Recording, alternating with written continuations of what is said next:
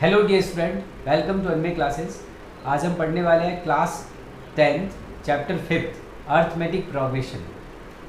ये जो चैप्टर है इसमें जो सीबीएसई बोर्ड 2022 का एग्ज़ाम जो होगा तो उसका जो नया सिलेबस आया है तो इस चैप्टर से कोई भी एक्सरसाइज जो है वो डिलीट नहीं की गई है। ठीक है, इसमें ये जो चैप्टर है वो कंप्लीट आएगा, इसमें से कोई भी एक्सरसाइज डिलीटेड नहीं है, तो ये बात ध्यान रखना है। तो एपी हमें पूरा पढ़ना है। तो क्या होता है एपी? पहले तो आज की वीडियो के अंदर मैं इसको समझाऊंगा कि एपी क्या है और एपी का जो फार्मूला होता है वो क्या होता है और इस फार्मूले को किस तरह से हमें यूज़ करना होता है वो हम समझेंगे। ठीक है, फिर नेक्स्ट वीडियो के अंदर हम एक्सरसाइज स्टार्ट करेंगे और देन उसके बाद प्रीवियस ईयर बोर्ड में आए हुए क्वेश्चन जो है उनको हम सॉल्व करेंगे। तो स्टार्ट करते हैं। सबसे पहले देखो अर्थमेटिक प्रोग्रेशन। तो वीडियो स्टार्ट करने से पहले चैनल को आप सब्सक्राइब जरूर कर लेना, जिससे आने वाले नए वीडियो के नोटिफिकेशन आपके पास आ जाए और ज़्यादा से ज़्यादा चैनल को शेयर करें। ओके, तो स्टार्ट करते हैं अर्थमेटिक प्रोग्रेशन।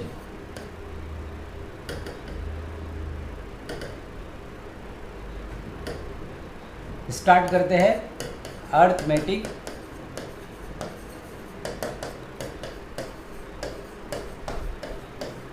प्रोग्रेशन। इसको हम इन शॉर्ट में एपी बोलते हैं। क्या बोलते हैं? एपी। ओके, तो इसके अंदर सबसे पहला जो हमें समझना है वो है सीक्वेंस। सीक्वेंस क्या होती है? तो देखो सीक्वेंस जो होती है उसको हम इस तरह से समझेंगे। सीक्वेंस जो होती है a list of numbers that show particular pattern, that show a particular pattern। यानी किसी नंबर का इस तरह का अरेंजमेंट जो एक पर्टिकुलर पैटर्न को फॉलो करता हो उसको हम सीक्वेंस बोलते हैं। ठीक है, तो हम यहाँ पे ये कहेंगे a list of numbers that show a particular patterns is called sequence. तो इसको हम सीक्वेंस बोलते हैं। जैसे मैंने यहाँ पे ये लिख दिया, फॉर एग्जाम्पल मैंने यहाँ पे बोला 1 2 3 4 5 एंड सो ऑन। इस तरह से इस नंबर को कॉमा करके किसी पैटर्न में लिखना, ये हमारा सीक्वेंस होता है। और इसमें देखो यहाँ पे सब में यहाँ पे 1 का डिफरेंस है, इन सब में 1 का डिफरेंस है। ठीक है, और देखो सीक्वेंस का एग्जांपल मैंने कहा इस तरह का नंबर का अरेंजमेंट मैंने किया कि इन सब में जो है वो डिफरेंस क्या है, 1 1 का है। ओके, तो ये भी एक सीक्वेंस है। फिर हम बात करते हैं दूसरा एग्जांपल। जैसे मैंने कहा 1, मेरे पास यहाँ नंबर है 4, यहाँ मेरे पास नंबर है 9 और फिर यहाँ पे मेरे पास नंबर है 16 एंड सो ऑन। इस तरह से ये नंबर चल रहे हैं। तो यहाँ पे भी नंबर को इस तरह से मैंने अरेंज किया हुआ है, इस तरह से इसका पैटर्न बनाया हुआ है। ठीक है, तो ये जो पैटर्न किसी न किसी एक पर्टिकुलर पैटर्न को फॉलो कर रहे हैं। ठीक है, उस पैटर्न किसी भी पर्टिकुलर पैटर्न में अगर मैंने किसी नंबर को लिखा है, नंबर्स को अगर किसी पर्टिकुलर पैटर्न में अगर मैं लिखता हूँ तो उसको हम सीक्वेंस बोलते हैं। तो यहाँ पे मैंने ऐसे लिखा कि इनका डिफरेंस 1 है। यहाँ पे मैंने ऐसे लिखा, देखो ये लिखा 1 1 के बाद 4 आया, 4 के बाद 9 आया, 9 के बाद 16 आया। तो ये भी किसी न किसी पैटर्न को फॉलो कर रहा है। ठीक है, लेकिन यहाँ पे इन दोनों टर्म का डिफरेंस जो है, इन दोनों टर्म का डिफरेंस वो क्या नहीं है, यहाँ पे सेम नहीं है, यहाँ पे सेम नहीं है। देखो यहाँ पे डिफरेंस जो है वो कितना है, यहाँ पे 3 का है। यहाँ 4 और 9 के बीच डिफरेंस कितना है, वो 5 का है। और यहाँ पे डिफरेंस कितना है, वो 7 का है। ठीक है ना, तो हम यहाँ पे कहेंगे कि यहाँ डिफरेंस सेम नहीं है, लेकिन कोई एक पैटर्न जो है वो यहाँ पे फॉलो हो रहा है। तो कौन सा पैटर्न यहाँ पे फॉलो हो रहा है? तो ये हमें पता चल रहा है, ये वाला जो 1 है वो 1, ध्यान देना 1 का स्क्वायर है। ये इसके बाद जो नेक्स्ट नंबर आया वो 2 का स्क्वायर है। 2 का स्क्वायर कितना होता है, 4 है। तो ये 2 का स्क्वायर है, ये 3 का स्क्वायर है, ये 4 का स्क्वायर है। तो यहाँ पे इस तरह से नंबर जो हमने लिखे हैं वो नंबर 1 के बाद 4, 4 के बाद 9, 9 के बाद 16 आया, वो कैसा पैटर्न है? तो वो एक नेचुरल नंबर के स्क्वायर का पैटर्न है। तो यहाँ पे मैंने क्या बोला, अ लिस्ट ऑफ नंबर्स, ध्यान देना, that show a particular patterns. ठीक है, कोई भी नंबर को ध्यान देना, नंबर्स को किसी एक पैटर्न में अरेंज करना, उसको हम बोलते हैं सीक्वेंस। ओके ओके, और अब देखो हम एपी किसको बोलेंगे, तो एपी के बारे में समझते हैं। देखो यहाँ पे मैंने कहा एपी।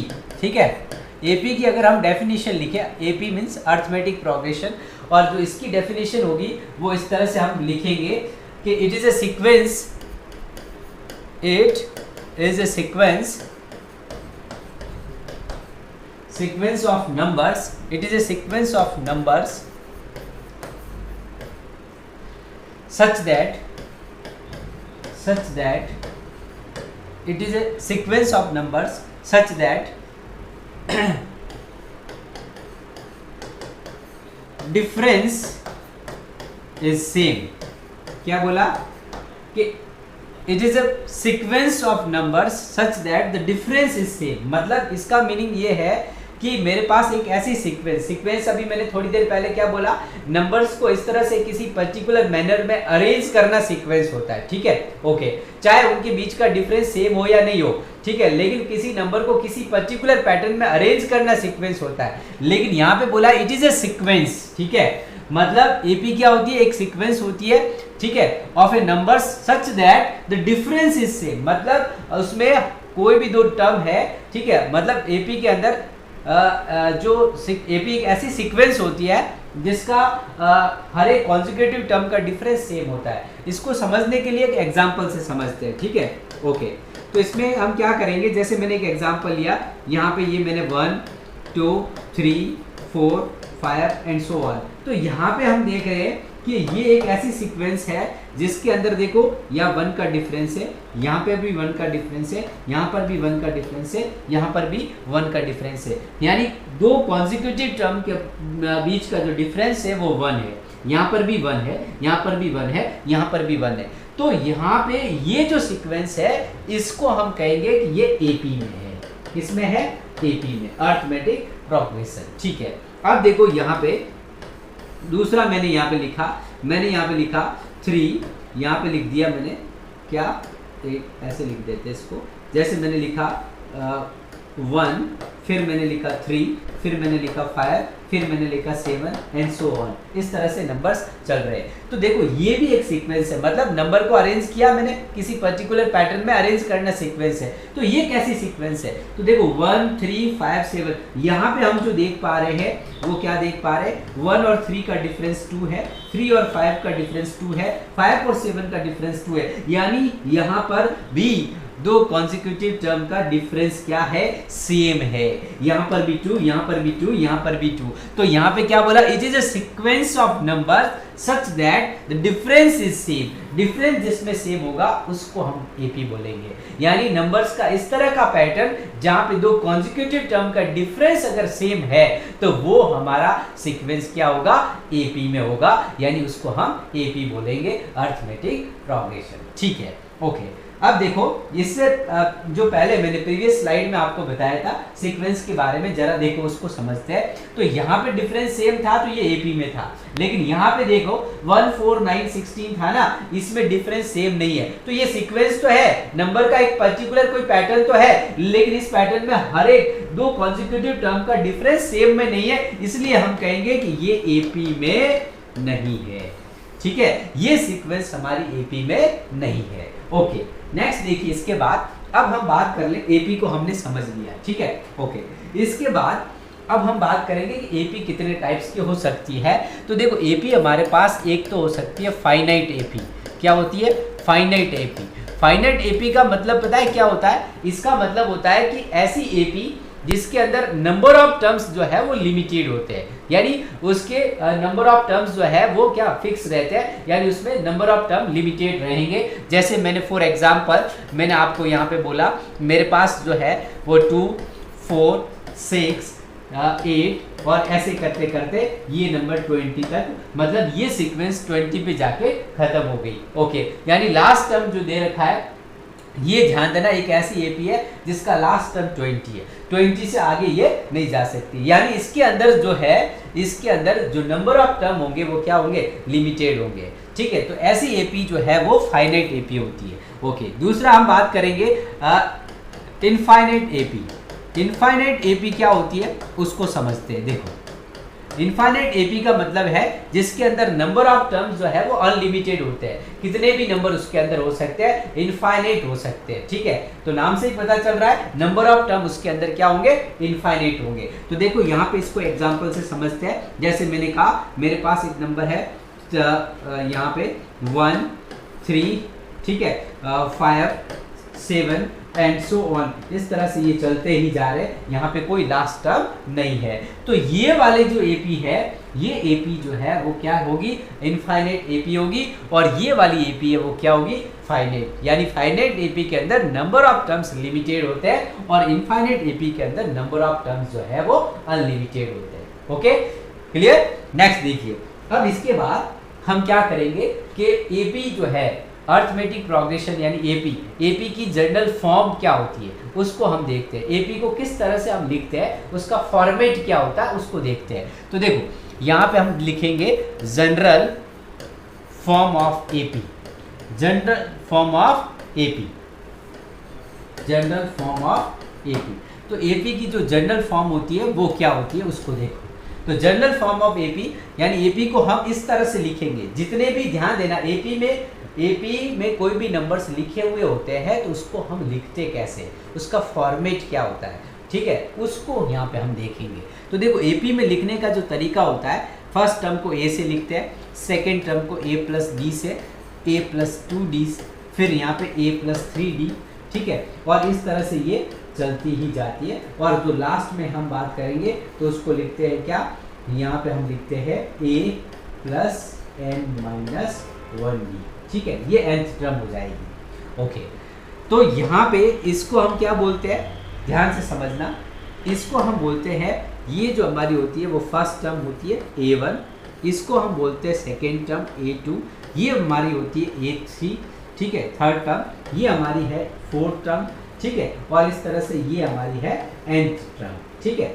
तो एपी के अंदर अगर मैं आपसे कहूँ, ध्यान देना, फर्स्ट टर्म क्या होती है, a1, फर्स्ट टर्म को हम a1 बोलते हैं, a1 की वैल्यू a के इक्वल होती है यानी a होता है, ठीक है, यानी फर्स्ट टर्म हमारा a ही होता है। अब मैंने कहा a2 टर्म बताओ तो a प्लस d यहाँ पे लेना है, ठीक है। अगर मैंने आपसे बोला कि थर्ड टर्म बताओ, अगर आपको बोला कि किसी भी एपी की थर्ड टर्म फाइंड करिए तो थर्ड टर्म का मतलब होता है a प्लस 2d, ठीक है। यहाँ पे क्या करना है, थर्ड टर्म निकालते तो एक यहाँ पे d के साथ एक कम आएगा, यानी 3 है ना, 3 में से एक कम कर दो 2d आएगा। अगर आपको यहाँ पे फोर्थ टर्म निकालनी, यहाँ a तो आएगा ही, लेकिन यहाँ 4 से एक कम क्या लिख देंगे 3, यानी a प्लस 3d। अगर आपको फिफ्थ टर्म निकालनी है तो हम यहाँ पे कहेंगे a प्लस 4d। इस तरह से हम जो है एपी में किसी भी टर्म को हम फाइंड कर सकते हैं, ठीक है। तो देखो यहाँ पे क्या समझा, एपी का जो जनरल फॉर्मेट होता है वो a, सेकेंड टर्म को लिखते a plus D, third term को लिखते a plus 2d, fourth term को लिखते a plus 3d and nth term को लिखेंगे a प्लस n माइनस। यहाँ पे ध्यान देना, ये थोड़ा सा गड़बड़ हो गया यहाँ पे, इसको आप सही करना। ये यहाँ पे क्या है, n माइनस है, क्या है, n माइनस 1, ठीक है। ओके, तो ये आपका n टर्म हो जाएगा।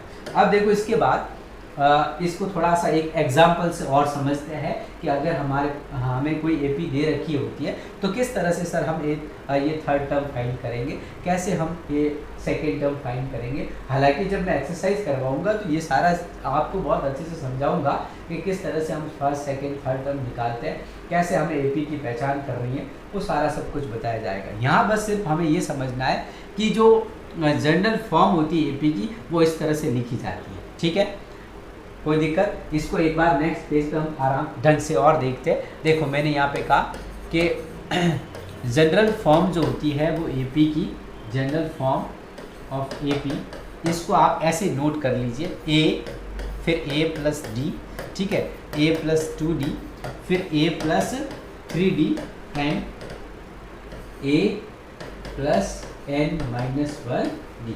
ये इस एपी का जनरल फॉर्म होता है। ये फर्स्ट टर्म है, ये सेकेंड है, ये थर्ड और ये फोर्थ, इस तरह से एंड सो ऑन। तो ये जनरल फॉर्म होता है, ठीक है। अब हम बात करेंगे कि ये हमने एपी का फॉर्मेट तो पढ़ लिया, ठीक है। अब इसके बाद जैसे मैं अगर आपको यहाँ इसको एक एग्जांपल से समझाऊँ तो देखो ऐसे, जैसे मेरे पास कोई ये एपी है, ठीक है। और ए पी मेरे को दे रखी है इस तरह से 2 4 और 8 सॉरी यहाँ पे 6 8 और इस तरह से दिया हुआ है, ठीक है। तो ये ए पी जा गए, ठीक है। यहाँ पे देखो कॉमन डिफरेंस सब जगह क्या है, सेम है, ओके। तो अब आपसे ये बोला कि इसमें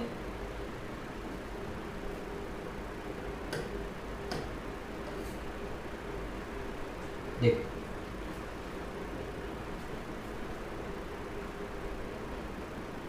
तो इस तरह से हमने पढ़ा कि इनफाइनाइट एपी और फाइनाइट एपी, ठीक है। अब हम नेक्स्ट बात करते हैं जनरल फॉर्म ऑफ एपी। तो जनरल फॉर्म ऑफ एपी क्या होती है वो देखते हैं। जनरल फॉर्म ऑफ एपी, ठीक है। देखो एपी को किस तरह से लिखा जाता है, क्या एपी का लिखने का जो फॉर्मेट होता है, जो हम सीक्वेंस, ध्यान देना, जो एपी में होती है उसको कैसे लिखते हैं, उसका क्या फॉर्मेट होता है। तो देखो general form of AP, AP को इस तरह से लिखा जाता है। पहले यहाँ पे आता है फर्स्ट टर्म, फिर होता है, ध्यान देना, a प्लस डी लिखते हैं, फिर लिखते a प्लस 2d, फिर लिखते हैं, ध्यान देना, a प्लस 3d। देखो सबसे पहला a ही रहेगा, फिर a में d को ऐड करना है, फिर ध्यान देना यहाँ 1d ऐड किया, फिर a में 2d ऐड करना है, फिर a में आपको 3d ऐड करना है। इस तरह से चलते जाना है और ऐसे करते करते करते करते लास्ट में मैं लिखूंगा a plus n minus 1d, ठीक है। यहाँ पे जो भी आपका नंबर ऑफ टर्म होगा n माइनस 1d लिखा जाएगा। ये क्या है अभी थोड़ी देर में समझते हैं। देखो तो यहाँ पे ये जो मैंने लिखा है, ये मेरा जो होता है ना एपी का, ये यहाँ पे फर्स्ट टर्म होता है, इसको हम फर्स्ट टर्म बोलते हैं। ये जो एपी का मैंने लिखा है ये मेरा सेकेंड टर्म होता है, ये मेरा एपी का थर्ड टर्म होता है, ठीक है। ये मेरा एपी का फोर्थ टर्म होता है, ठीक है। और इस तरह से यहाँ पे मैं कहूँगा ये मेरा एपी का nth टर्म होता है, ठीक है। जो भी मुझे फाइंड करना है, जैसे 100 टर्म फाइंड करनी है तो a 100 हो जाएगा, ठीक है। यहाँ पे अगर मुझे 20 टर्म फाइंड करनी है तो क्या लिखेंगे, a प्लस n की वैल्यू 20 माइनस 1 यानी a प्लस 19 भी आ जाएगा। तो जो भी यहाँ पे टर्म होगा वो यहाँ पे आ जाएगा, n की वैल्यू वो, जैसे मैंने कहा 18th टर्म बताओ तो n की वैल्यू 18, यहाँ पे मैंने कहा 25th टर्म बताओ तो n की वैल्यू 25th ले लेंगे, ओके। अब इसको कैसे करते हैं, क्या यहाँ पे a क्या है d क्या है उसको समझते हैं। तो मैंने कहा AP को लिखने का ये तरीका होता है, ठीक है। अब इसके अंदर यहाँ पे हमेशा a जो है वो हमेशा हमारा क्या रहेगा, AP का हमेशा फर्स्ट टर्म होता है। तो यहाँ पे हम इसको इस तरह से लिखेंगे कि वेयर a क्या है, तो a हमारा क्या होता है, a को हम लिखेंगे, a जो है वो फर्स्ट टर्म, क्या है, फर्स्ट टर्म ऑफ AP। जो भी हमारी AP होगी उसका जो है फर्स्ट टर्म होगा a, ओके। अब मैंने आपसे कहा कि मुझे ये बताओ कि यहाँ पे ये D क्या है, तो वेयर ये जो D है वो D हमारा क्या है, तो D है कॉमन डिफरेंस। क्या बोलते हैं इसको, कॉमन डिफरेंस, ठीक है। दो कॉन्जिक्यूटिव टर्म का जो डिफरेंस होता है ना उसको हम बोलते हैं कॉमन डिफरेंस। मतलब फर्स्ट टर्म, ध्यान देना, A1 और A2 इन दोनों का जो डिफरेंस आएगा A2 माइनस A1 वो आएगा D। A3 माइनस A2 करूँगा, इन दोनों टर्म का अगर मैं डिफरेंस लूँगा तब भी वो आएगा क्या, D। A4 माइनस A3 करूँगा तब भी इन दोनों टर्म का डिफरेंस आएगा क्या, D।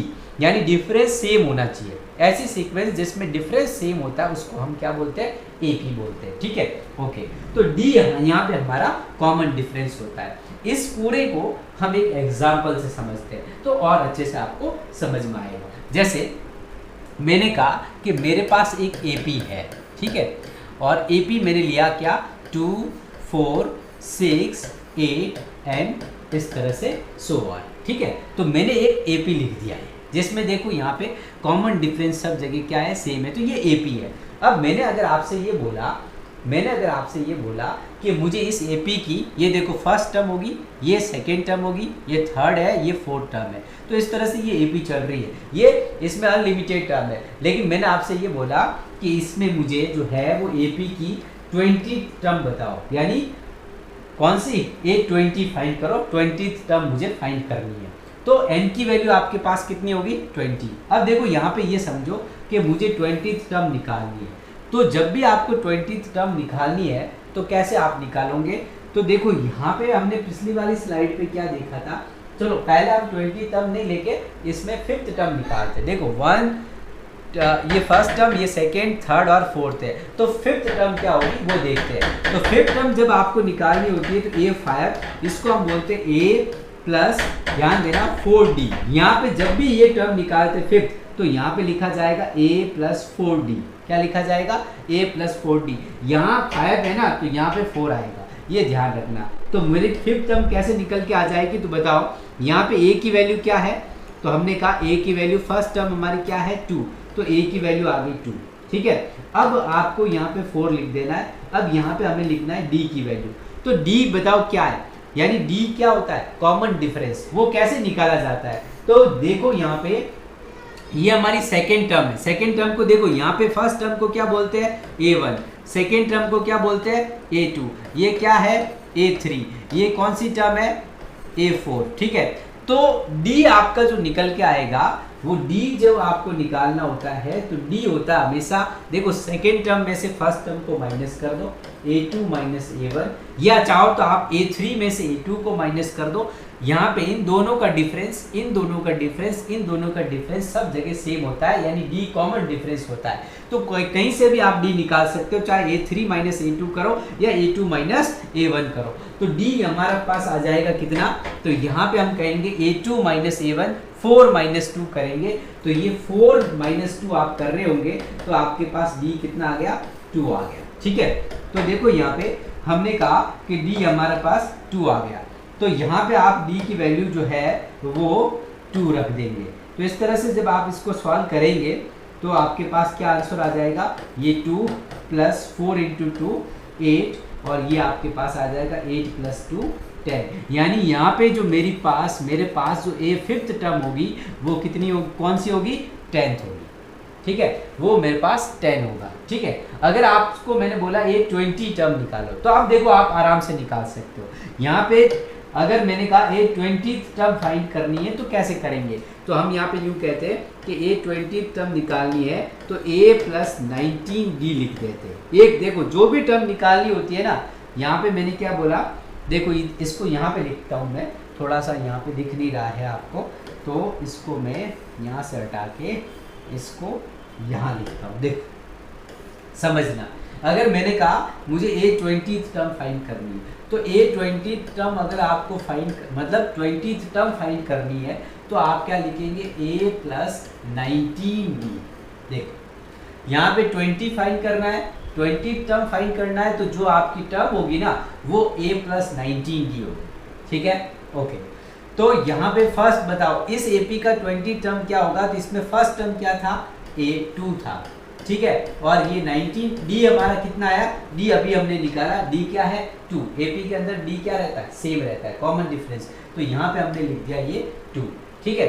अब देखो यहाँ पे ये जो मेरे पास आया है ये क्या आ जाएगा, तो ये निकल के आ जाएगा 2 प्लस 19 इंटू 2, 19 इंटू 2 कितना हो जाएगा, तो 19 टू जा यहाँ पे 38 हो जाएगा, ठीक है, ओके। तो 38 प्लस 2 आप करेंगे, यानी इसकी जो 20th टर्म आएगी वो होगी कितनी? 40, ठीक है।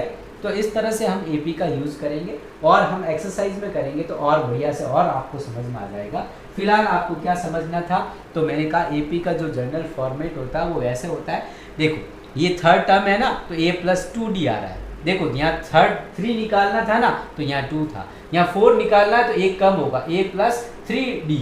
यानी अगर मैं फोर्थ टर्म बोलूँ ना AP की, तो कौन सी होती है, तो आप कहोगे A प्लस 3D होती है फोर्थ टर्म। वहाँ पे अगर आपको D और A पता है तो आप 4 टर्म निकाल सकते हो। किसी भी अगर A और D पता है तो किसी भी AP की कोई सी भी टर्म निकाल सकते हो, ठीक है, ओके।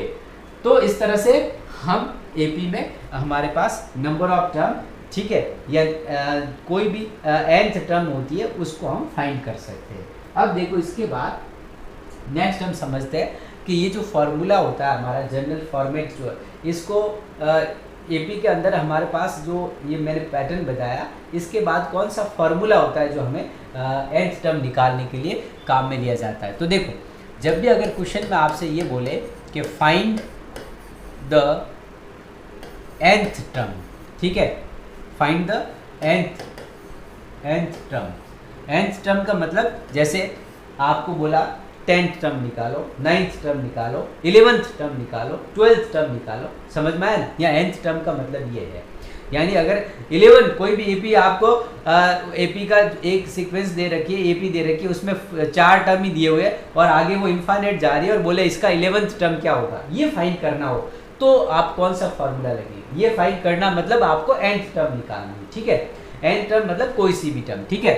या फिर अगर आपको ये बोले क्वेश्चन में कि नंबर ऑफ टर्म बताओ, यानी number of, find the number of term, find the number of term, यानी उस एपी के अंदर कितनी टर्म होगी। टोटल एक आपको एपी दे दी है, ठीक है, और एपी का लास्ट टर्म दिया हुआ है। जैसे मैंने कहा कि एपी चल रही 2, 4, 6, 8 और यहाँ से ये 20 तक गई, तो यहाँ से 2 से लेके ये 20 तक गई है, तो इसके बीच में टोटल इस एपी में नंबर कितने हैं, यानी क्या नंबर ऑफ टर्म अगर आपको इस एपी के बताने हैं, यानी नंबर ऑफ टर्म बताने हैं, यानी n फाइंड करना है उस समय। यहाँ पे nth टर्म निकालना है ना, तो इसका मतलब आपको an फाइंड करना है, नंबर ऑफ टर्म आपको फाइंड करना है, इसका मतलब n की वैल्यू फाइंड करनी है। ये बात बहुत इंपॉर्टेंट है, ठीक है, ओके। तो इसके लिए फॉर्मूला क्या होगा वो देखते हैं। तो इसके लिए जो हमारा फॉर्मूला होगा वो फॉर्मूला ये होगा, देखो इन दोनों के लिए जो फॉर्मूला काम आएगा, formula an is equal to a plus n minus 1 into D. ये जो फॉर्मूला होगा, इस फॉर्मूले को हम काम में लेंगे कब, जब हमें नंबर ऑफ टर्म फाइंड करना हो, यानी n फाइंड करना हो, या फिर nth टर्म यानी नंबर ऑफ nth टर्म अगर आपको फाइंड करनी है तो ये फॉर्मूला काम आएगा। n टर्म बोलेगा तो an निकालना है, नंबर ऑफ टर्म फाइंड करना है, इसका मतलब n निकालना है, ठीक है, ओके। अब इसको कैसे काम में लेना है, किस तरीके से लेना है, तो d यहाँ पे क्या है, कॉमन डिफरेंस है, a यहाँ पे फर्स्ट टर्म है, n नंबर ऑफ टर्म है और an क्या है, nth टर्म है, ठीक है, किसी भी एपी की nth टर्म, ओके। तो इस तरह से हम ये जो है एपी के अंदर ये फॉर्मूला यूज होने वाला है, ठीक है। नेक्स्ट देखो, यहाँ तो मैंने कहा कि अगर आपको ये दोनों निकालना है तो ये फॉर्मूला काम में लेंगे। फिर इसके बाद हम पढ़ेंगे कि जो एपी हमें दे रखी होती है उसमें सारी टर्म का सम कितना होगा, यानी सम ऑफ एपी अगर हमें निकालना हो तो देखो उसका फॉर्मूला क्या होता है। तो हम यहाँ पे लिखेंगे एपी का अगर सम निकालना हो तो देखो, जैसे मैंने आपको ये बोला कि मेरे पास एक एपी दे रखी है 2, 4, 6, 8, ठीक है, और ये 20 तक। तो इसके अंदर मैंने कहा कि इस एपी का सम बताओ, यानी इसमें जितनी भी टर्म दे रखी है उन सब का सम करके आपको बताना है। तो एपी का सम करने के लिए कौन सा फॉर्मूला हम काम में लेंगे वो देखते हैं। तो सम के लिए जो फॉर्मूला होता है वो ये होता है, हम यहाँ पे लिखेंगे sum of first n term of AP, sum of first n terms of AP. तो ये जो फॉर्मूला होता है ये sum of first n term of AP, ठीक है। तो उसका फॉर्मूला होगा, उसको हम लिखते हैं, ध्यान देना, Sn is equal to n upon 2 और यहाँ पे लिखेंगे 2a plus n minus 1 d, ठीक है। ये हमारे पास जो होता है वो क्या, sum of first n terms of AP का फॉर्मूला होता है। वेयर s क्या है, अगर मैंने कहा n की वैल्यू AP के अंदर अगर मेरे पास 10 टर्म है तो यहाँ पे s यानी सम ऑफ 10 टर्म, ठीक है, 10 टर्म का सम आ जाएगा, पहले जो 10 टर्म है उनका सम आ जाएगा। यहाँ पे n क्या है, नंबर ऑफ टर्म है, ये फर्स्ट टर्म होती है n नंबर ऑफ टर्म, और d क्या है, कॉमन डिफरेंस, ठीक है। इसको और अच्छे से समझने के लिए हम जब क्वेश्चन करेंगे तब इसको यहाँ पे और समझेंगे। तो इस फॉर्मूले को हम दूसरे तरीके से भी लिख सकते हैं, देखो कैसे लिख सकते हैं। तो इस फॉर्मूले को हम ऐसे भी लिख सकते हैं कि ये जो Sn का फॉर्मूला होता है सम ऑफ फर्स्ट n टर्म का, ये फॉर्मूला इस तरह से भी लिखा जा सकता है n/2 a प्लस l, ठीक है, a plus l।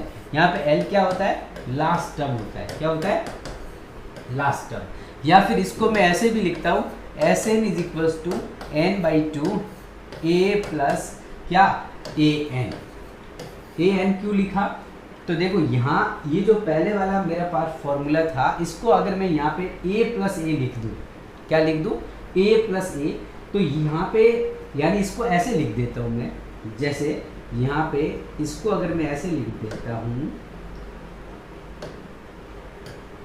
a plus A, 2a ना लिखे मैं a प्लस ए करूँ तब भी ये 2a ही है, लेकिन ऐसा करने से यहाँ से यहाँ तक मेरा क्या बन जाता है, यहाँ से यहाँ वाले पार्ट को हम ए एन बोलेंगे। देखो ए एन का फॉर्मूला क्या था हमारा, a plus N minus D, क्या होता है, a plus N minus one into D, ये ए एन होता है। इसलिए हम इसको फॉर्मूले को एस एन को n/2 a प्लस इतने को हम लिख सकते हैं ए एन, इसलिए मैंने इसको ऐसे भी लिख दिया n/2 a plus A N. इसको और अच्छे से हम कब, जब एक्सरसाइज करेंगे, तो जब यहाँ पे क्वेश्चन करेंगे ना इन फॉर्मूले पे, तब ये फॉर्मूले वापस आपके रिवाइज होंगे और वहाँ आपको और अच्छे से समझ में आएगा। तो आज के इस वीडियो के अंदर मैंने एपी क्या होती है वो बताया, सीक्वेंस क्या होती है वो बताया आपको, ठीक है, एपी किसको कहते हैं, ठीक है, एपी में कैसा पैटर्न चलता है, किस सीक्वेंस को एपी कहते हैं, ये सारा मैंने आपको इस वीडियो में बताया। और एपी का जनरल फॉर्मेट कैसा होता है, एपी को लिखते हैं तो हर टर्म को किस तरीके से लिखा जाता है वो मैंने आपको बताया, ठीक है। तो और जो एपी है उसके अंदर नंबर ऑफ टर्म या एन टर्म कैसे फाइंड करते हैं उसका फॉर्मूला बताया। एपी का जो एपी दे रखी होती है उसका हम सम कैसे करते हैं सारी टर्म का, तो सम का फॉर्मूला हमने इस वीडियो में देखा। नेक्स्ट वीडियो के अंदर हम यहाँ पे क्या करेंगे, इन फॉर्मूले पे एक्सरसाइज सॉल्व करेंगे, तो आपके ये फॉर्मूले और रिवाइज हो जाएंगे। और कोई भी अगर आपको दिक्कत है तो आप कमेंट सेक्शन में ज़रूर लिखिए, और चैनल को मेरे सब्सक्राइब जरूर कर लें और ज़्यादा से ज़्यादा अपने फ्रेंड्स में शेयर करें, जिससे आने वाले नए वीडियो के नोटिफिकेशन आपके पास